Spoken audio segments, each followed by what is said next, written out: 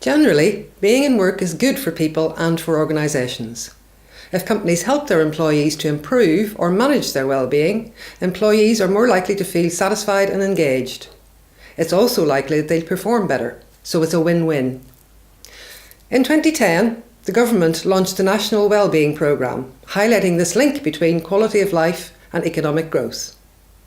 It is worth noting, however, that well-being at work can be a taboo subject. Some employees may not want to discuss their well-being issues with managers, as they may be seen to be ill-equipped to do their job. Managers may feel ill-equipped to address well-being issues, and this can lead to denial, which in itself could lead to a decrease in well-being and therefore poor performance. So we can see a vicious cycle can start. Two key aspects underpin well-being.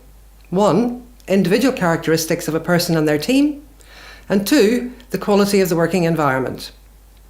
Particularly today, when pressure at work can build very quickly and having a good work-life balance is becoming increasingly challenging, employers and employees need to work together to achieve a strategic, holistic approach. This can help to ensure well-being at work and create a virtuous circle. Good practice in managing well-being therefore involves a three-tiered approach. 1. Prevention. This involves removing or reducing hazards and risks as much as possible.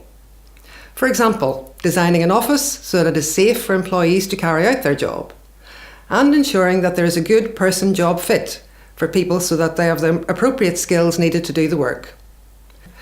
2. Promotion. Employers have a responsibility to train managers so they can recognise and deal with problems and the reactions of employees. This combines the role of HR or training and development departments and the role of the line manager. The line manager is key to encouraging good working practices, role modelling behaviours that encourage well-being, and listening to employees' concerns. 3. Intervention.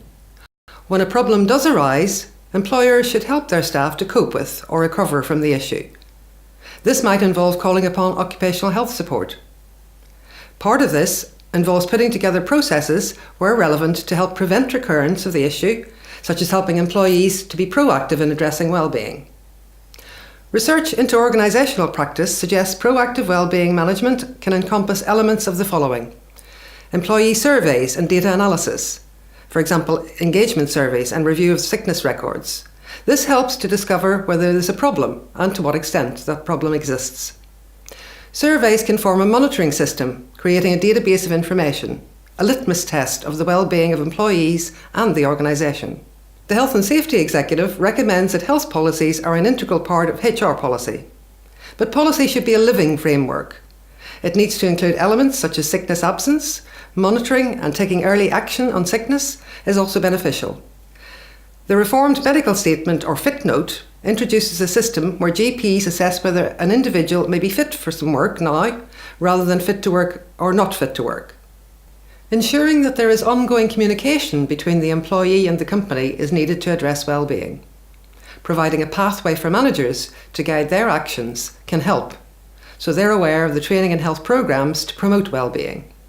So overall, ensuring a strategic, integrated approach to well-being is key, not just ad hoc interventions. It's time for action. Forward-looking organisations are leading the way in establishing a working environment that enhances the well-being of employees and the effectiveness of their organisation. It is the employer's responsibility to ensure that the workplace is not a centre of pressure which is detrimental to well-being. Instead, a place of work should provide an environment which engages, challenges and supports employees, and most of all, truly recognises the value of people. Ensuring the well-being of employees is not a luxury, but an essential element in organisational life, and should be a central concern to all leaders of organisations.